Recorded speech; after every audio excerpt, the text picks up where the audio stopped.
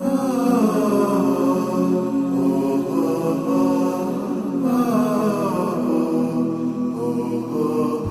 don't have things on TV that's Islamic they can watch. We had to let our children watch cartoons and educational channels from non-Muslims. I searched a lot about Islam, but I didn't seem to find the answers. It was really hard for me to know that there is a truth in some part of this world. And because of a language barrier, I did not have access to it. The more I searched, the less I found. Trying to find pure information about Islam wasn't that easy. All I was hearing was how Muslims disrespect women and how women have no right in the religion, and how Islam is a religion of violence. I had to struggle to find the answer, but it seems I couldn't find the answer anywhere. I had to struggle. I did not know where to find my answers. Why do we face so much hardship? Why don't we have a channel like other minorities? A channel that could spread the truth of the Ahlul Bayt, the truth of Islam. We want to be among those who provide the message of Islam to Muslims of all walks of life. Converts, young Muslims, those who speak primarily English. We want to be those who preserve the message and the mission of Imam Hussein. Muslims in the West today face a variety of problems, questions that are left unanswered. Our mission is to provide programming that addresses these questions in order to help our Shia community. Inshallah, one day that we can turn on the television, our children can watch educational programs from Muslims instead of non-Muslims. I think this would help Islam in America a lot, because our children, they grow up and they're educated by the non-Muslim, and they don't have anything about Islam on educational channels that's presented by the non-Muslims. It is indeed vital to have more broadcast media spreading the truth of the Ahlul Bayt. We find ourselves fortunate to have such a responsibility to spread the beauty of their saying. Honestly, when I heard people here in the U.S. were establishing an all-English Shia channel to propagate the message of Ahlul Bayt, I couldn't believe what I was hearing. We need your help to accomplish our goals. We need your help to transfer the message of the Ahlul Bayt to the next generation. We are seeking bright ideas, feedback, the volunteer of talented individuals, and financial assistance. More Americans need Islam. They need education about Islam, whether they become Muslim or not, so they don't hold the prejudice against Muslims that they hold these days. This would be a great help from the media if we could have TV channels that educate people.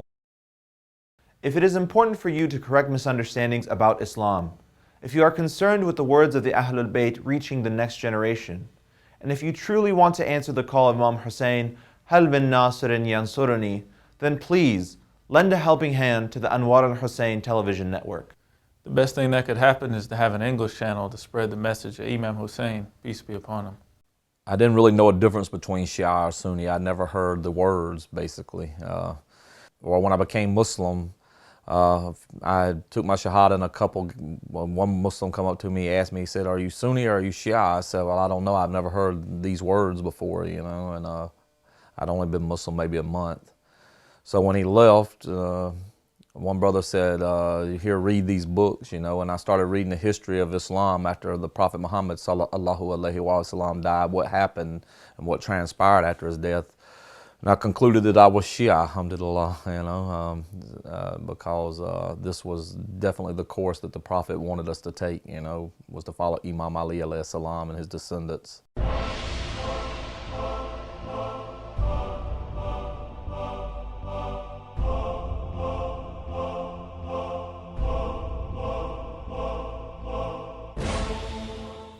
It's really hard work. It needs a lot of manpower and financial help. We ask our viewers who enjoy our programming to offer their support. Financial assistance of our viewership ensures that we put forth quality programming. We wish to show the Islam brought forth by the Prophet and his infallible progeny. For this to be fulfilled for this generation and the next, we ask that you lend a helping hand to the Anwar al-Hussein television network.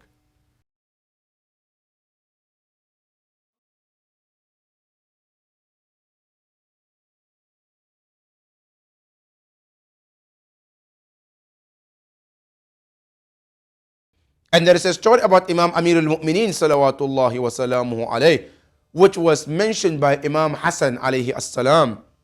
They said the night of Shahada, the night that Imam Amir al-Mu'mineen became a martyr, a shaheed, they went and buried Imam Amir al-Mu'mineen. Imam Hassan said, as we were coming back home, we passed by a house which was destroyed. Then I heard someone, he said, فَسَمِعْنَا صَوْتَ الْبُكَاء الْأَنِينَ. Somebody was crying, is in pain.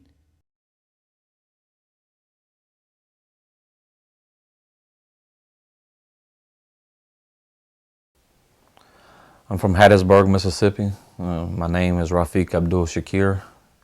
It was Jonathan Williams before I converted to Islam. When I converted to Islam, I changed my name. I converted in 1991 here in Jacksonville, North Carolina. I've been practicing Islam now for almost half of my life. But it all started, I was born in Hattiesburg, Mississippi, basically, to Christian parents. My father's side of the family is Pentecostal, mother's side of the family Baptist. But every Sunday or Wednesday, whenever I would go to church, I'd always find myself doing the same thing over and over again, hours after being out of church. So, because I never could find belief or faith in the religion due to the doctrine, of the Trinity.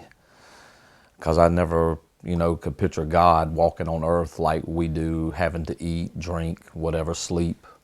And so without having any faith based in the religion, I would always go back out. And so, but a friend of mine, anyway, when he asked me to read about Islam, study about Islam, I said, nah, they don't believe in God, He said, no, we believe in God, read a book, And so I started reading books. I read the Quran, and I guess when I was reading the Quran, I was reading about all the prophets that I had read about in Christianity. Adam, Moses, Noah, Abraham, and just one more prophet was added to the equation. It was Muhammad. And so I said, this is the religion I believe in. It believes in the oneness of God and His uniqueness, that He's one, there's nothing like Him. We can't see Him. I said, this is my religion. I felt it right in my heart. It started putting my heart at rest, So I guess after about a month of reading the Quran, I converted to Islam. I took my Shahada and became Muslim. I grew up Catholic by name, although I never had a particular parish or church that we attended regularly. And of course, with moving all these years, it's hard to have that one home base. I didn't look at Jesus as God. In fact, it wasn't even until I was in my 20s where I realized, my goodness, the Catholic Church thinks Jesus is a God. Wow, I was dumbfounded. Because this idea had never settled in me, it never made sense, first of all, and it never stuck on me. I was even dumbfounded that others found this to be true. One thing that I always point to, though, that I think really sums everything up and should point people in the right direction, is the fact that when our Holy Prophet died, sallallahu alaihi wasallam, who was there to wash him and bury him? Imam Ali. Where were everybody else? Dispersed. Do you need anything else? Do you need any other information? Do you really? Because this says it all. One of the other things that I experienced was, of course, the decision to wear hijab. And after I converted in October of 94, it wasn't a while until I decided to wear hijab. But the decision I made was, in my mind, I said to myself, I've decided to become a Muslim, and I take it seriously. Therefore, I'm not going to play cafeteria. And by that I mean, usually when you go into a cafeteria, you take your tray and you look at all the choices in front of you and you pick just a few and you put them on your tray and you check out. And I said, I'm not going to do that with Islam. I'm going to do the whole thing as best as I can. And therefore I said, if I've accepted that this deen is the truth, and I have accepted that what I have been taught is truthful and right, and I both intellectually agree with it, emotionally agree with it, spiritually agree with it, then I will take on this responsibility of wearing the hijab. So that's what I did. And so actually it was in July of '96 that I put the hijab on.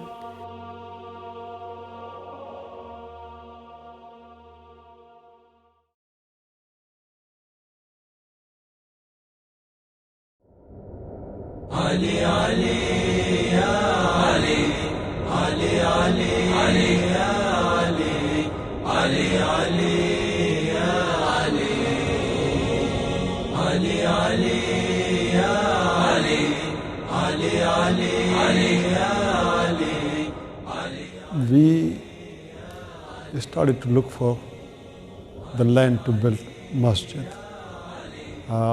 We looked in different areas of New Jersey.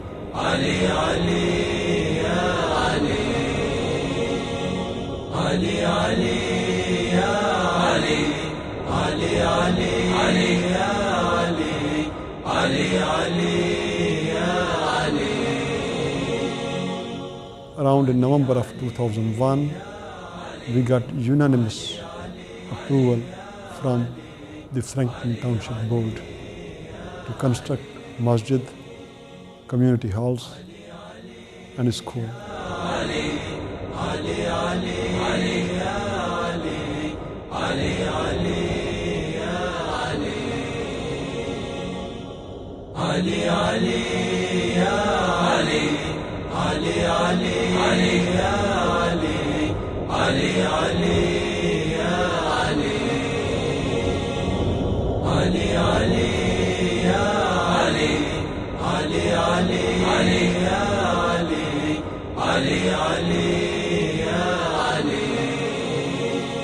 And Alhamdulillah, on 15th of Shaban, on the birthday of Imam Mahdi al-Akhir Zaman, we did the groundbreaking ceremony of this masjid.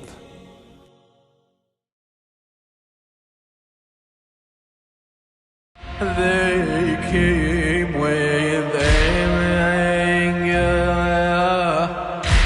to the purest rose that rose from Ahmed. They got to the door. They knew she was there. They attacked her. Wait for the morning when the sky will never turn blue. Oh, mother, please take me with you. That will be my dream coming true. Why and why did this happen? Why did this now happen to me? Oh my Lord, I'm only asking from the heart that feels so lonely.